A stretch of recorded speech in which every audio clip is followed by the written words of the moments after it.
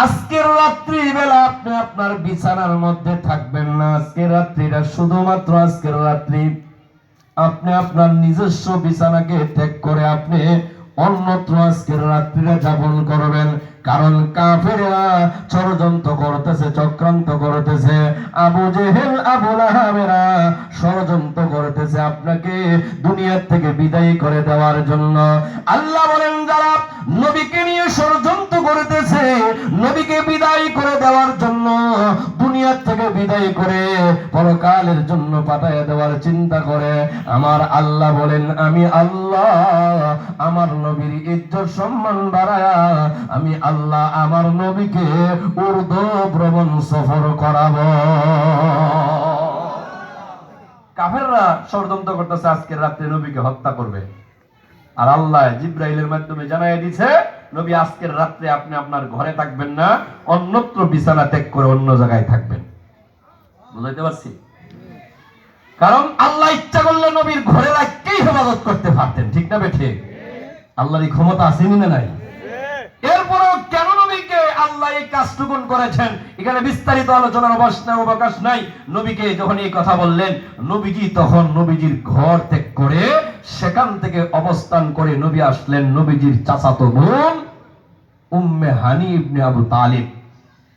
উম্মে হানির ঘরে চাচাতো বোন উম্মে হানি বিনতে আবু তালিবের ঘর, যেটা ছিল খানায় কাবার পূর্ব দিকে পাশেই ছিল তার ঘর, খুব নিকটবর্তী, সেখানে রাত্রি যাপন করবে। মুফাসসিরিনে কেরাম লেখে, উম্মে হানির ঘরে নবীজি কেন অবস্থান করলেন, পৃথিবীর ইতিহাসে যেন নবীজির এই ইতিহাসটার সাথে যেন উম্মে হানির ইতিহাসটাও যেন মানুষ স্মরণ রাখে, এজন্য আল্লাহ নবীকে রাত্রির বেলা উম্মে হানির ঘরে অবস্থান করার জন্য আল্লাহ জানায়া দিয়েছে। জোরে বলেন সুবহান। নবীজি রাত্রির বেলা অবস্থান করেছেন কোথায়? উম্মে হানির ঘরে, খানায় কাবার পাশে। রাত প্রায় 12:30 থেকে 1টা অর্ধ রজনী। হঠাৎ করে নবীজির দরজার টক টক শব্দ শোনা যায়। যেন বলেন না সুবহানাল্লাহ। এইভাবে টক টক শব্দ শোনা যাচ্ছে। নবীজি ভিতর থেকে আওয়াজ দিলেন, কে? বাহির থেকে জবাব দিলেন, আনা জিবরাইল। যেন বলেন সুবহানাল্লাহ। এমনি আল্লাহর নবী বলেন, জিবরাইল, এই মুহূর্তে এত রাত্রি গভীর রজনীতে কেন রে জিবরাইল তুমি আমার ঘরে আসলা? কারণটা বুঝলাম না। জিবরাইল ডাক দিয়ে বলেন, ইয়া রাসূলুল্লাহ, ইয়া হাবিবাল্লাহ, কষ্ট নিয়েন না, আপনি একটু দরজা খুলে বাহিরে আসেন। জোরে বলেন আল্লাহু আকবার। আল্লাহু আকবার। নবীজি এবার দরজা খুলে ঘরের বাহিরে যখন গেলেন, তাকা দেখে জিবরাইল এখানে, জিবরাইলের সাথে আরো 2 জন ফেরেশতা রয়েছেন। জিবরাইল ডাক দিয়ে বলেন, ইয়া রাসূলুল্লাহ, ইয়া হাবিবাল্লাহ, আমার সাথে আপনি চলেন। কোথায় যাব রে জিবরাইল? বলেন, আমার সাথে একটু সামনে আগান। যাইতে যাইতে খানায়ে কাবার সামনে হাতিমে কাবা, হাতিমে কাবার সামনে নবীজিকে নিয়ে গেলেন। সেখানে নিয়ে যায় বলতেছেন, নবী গো, আপনি এখানে একটু চিত হয়ে শুয়ে পড়েন, ঘুমায়া পড়েন। নবীজি যখন চিত হয়ে শুয়ে বললেন, জিবরাইল তাকায় দেখে নবীজি যখন চিত হয়ে শুয়ে বললেন, এখানে রাখা একটা পাত্র, স্বর্ণের পাত্র, ওই পাত্রটার মধ্যে দেখা যায় আবে জমজম অথবা হাউজে কাউসারের পানি রাখা। চিল্লায়া বলেন সুবহানাল্লাহ। জমজম অথবা হাউজে কাউসারের পানি ওই পাত্রের মধ্যে রাখা। জিবরাইল নবীকে বললেন, নবী গো, আপনি চিত হয়ে শুয়ে পড়েন। নবীজি চিত হয়ে শুয়ে পড়লেন। শুয়ে পড়ার পরে জিবরাইলের শাহাদত আঙ্গুল দিয়া, এই যে হালাক আছে, হলক, 1 নাম্বার হলক, এখান থেকে জিবরাইলের শাহাদত আঙ্গুল দিয়া এইভাবে টান দিয়েছে, একটা রেখা টান দিয়েছে, নাভি পর্যন্ত টান দিয়েছে। টান দেওয়ার সাথে সাথে নবীজির সিনা মুবারকটা 2টা ভাগ হয়ে যায়।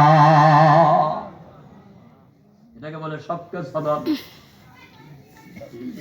Heart surgery, open heart surgery. সুবহানাল্লাহ বলেন। যেটাকে বলে কসমেটিক সার্জারি, বর্তমানে এটা আছে। এটা নবীজিরও শক্কে সদর থেকে বিজ্ঞান আবিষ্কার করেছে। জোরে বলেন সুবহানাল্লাহ।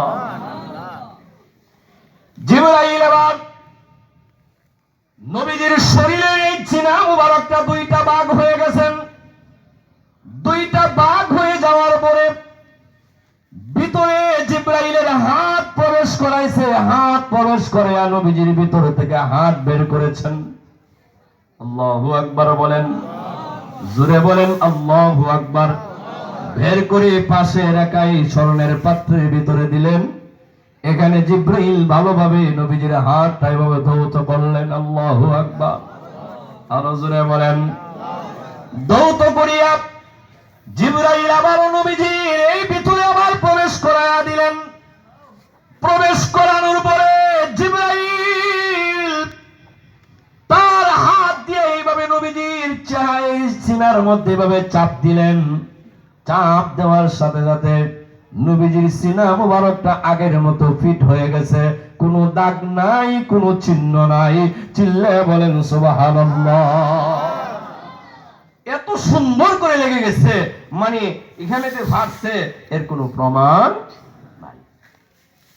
জিবরাইল বললেন, নবী আপনি উঠেন, দাঁড়ান। নবীজি দাঁড়াইলেন। দাঁড়ানোর পরে দেখে এখানে বুরাক নামক একটা সোয়ারি রাখা। বুরাকের নাম আপনারা শুনেছেন, যেটা একদম দুধের চাইতে বেশি সাদা ছিল। জোরে বলেন ঠিক না বেঠিক? হ্যাঁ, এই বুরাকের গতি হলো তার দৃষ্টি শক্তি যতটুক যাইতো এক কদমে ততটুক লাভ দিয়া যাইতে পারে। আরো জোরে বলেন সুবহানাল্লাহ। এই বুরাকটা রাখা। জিবরাইল আলাইহিস সালাতু ওয়াস সালাম বললেন, নবী আপনি বুরাকের উপরে উঠেন। বুরাকের উপরে উঠেন। বুরাক